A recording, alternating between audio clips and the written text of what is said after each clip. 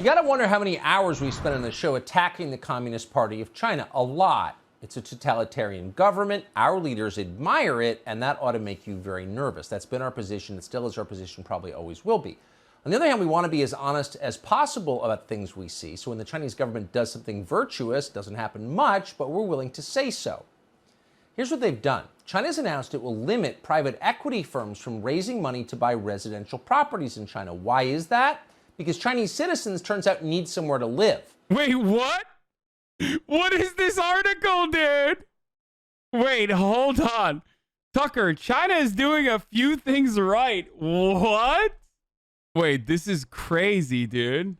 Wait, what the f is happening, dude? Wait, hold up.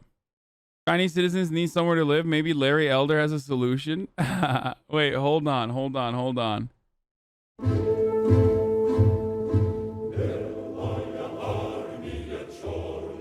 Real estate bubbles are bad for everybody, except, of course, for a small number of real estate speculators. As the Chinese government put it, houses are for living in, not for speculation. And that's a very good point. They may have learned it from watching, say, the state of California. In California, the average home is now over $800,000, in part thanks to speculation, and homelessness is totally out of control. Chinese don't want to copy that model. Nor do they want a California-style popular culture, one that worships celebrity over achievement. Obsessing over sleazy famous people on social media, Chinese officials announced that is, quote, poisoning the minds of the country's youth. Can they stop the youth from worshiping celebrities? Probably not, but at least they're worried about it, and that's a start. They're also, by the way, worried about video games in China. Online gaming for children in China will now be limited to 3 hours a week. Okay, that's where I draw the fucking line. Or draw the line. How dare you? Yeah, game over is right. Yeah, what China did, we didn't really talk about this, but like what China did with respect to limiting gaming to 3 hours on the weekends is one that I think South Korea did as well in the past. And then they quietly fucking stopped implementing that, obviously. And clearly it didn't work. Something not like limitation, not to 3 hours, but like limiting gaming.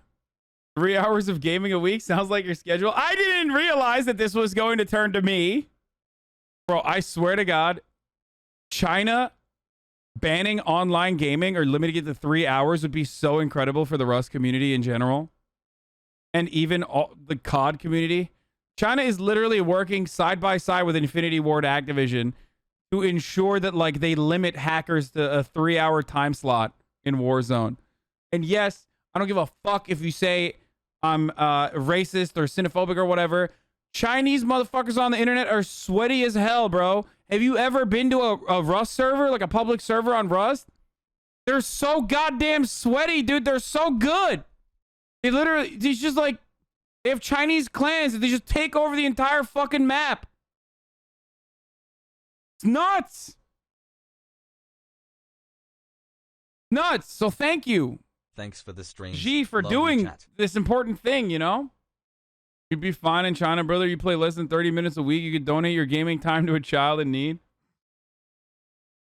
Look, the funny thing is like, we do have a weird double standard when it comes to like shit that China does to its own citizens. Like American media loves, like, remember when they opened a museum and like the New York Times was like, I can't believe they're whitewashing, Chinese history in the museum. And I'm like, motherfucker, do you know what a museum does in America? Like, that's literally what a museum does. Okay, that's the function of a museum. I'm so confused. Like, it's not even in America. It's just everywhere. That's just what museums do. As far as China banning fucking video games, I mean, I'm not the biggest fan. I think that the world is really shitty overall. You shouldn't fucking forcibly take away people's entertainment, but that's not the entirety of that fucking law. And of course, American media propagandized it immediately because everything that we do, usually, if China does, we're like, what the fuck? Not that we did this in America, but anyway. On the weekends, this is being done, the government says, quote, to prevent the addiction to online games. Is that a crazy idea? Well, according to a recent study in this country, the average American kid plays video games for more than 15 hours a week. A poll from the University of Michigan found that 86% of parents believe their children spent too much time playing video games. Apparently, the other 14% weren't paying attention. So it's a legitimate problem. What's interesting is, when was the last time you heard one of our political leaders even mention video games or housing market speculation? Wait, what? Motherfucker. What is this bullshit, dude? Tucker Carlson doesn't like housing market speculation. I mean, sorry, rather, when politicians fucking criticize that shit.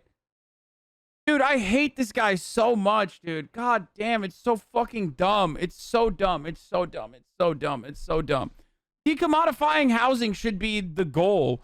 And yet liberals and conservatives certainly never want to discuss that reality. But it's not like Tucker Carlson is an advocate for that. Like, he's not. Or celebrity worship as a problem. Now, before you respond by saying that politicians shouldn't be involved in our personal lives, remember that the CDC already very much is involved in our personal lives. So maybe our government could take just a moment from bossing us around to improve our actual lives once in a while. Just go ahead and try. Even if you fail, it will be an improvement. At least you notice. Hey. You mentioned in the beginning, before you sat down, play the beginning, he's such a hypocrite, he's such a two-faced grifter, so obvious. Yeah, if you fucking ever take Tucker Carlson seriously when he says shit like that, you're a complete dumbass, and I'm sorry. Like, you are a complete fucking baboon. Tucker Carlson does not believe that we should decommodify housing. That's not a thing that he advocates for. That's not a thing that he believes. I don't even think he fucking believes that we should tax the rich more. Like, he'll talk about it every now and then, but only to, like, criticize Jeff Bezos or some shit. They died, you harlot. They died because they were not powerful enough. They did not love the Lord. They did not do tithing when necessary.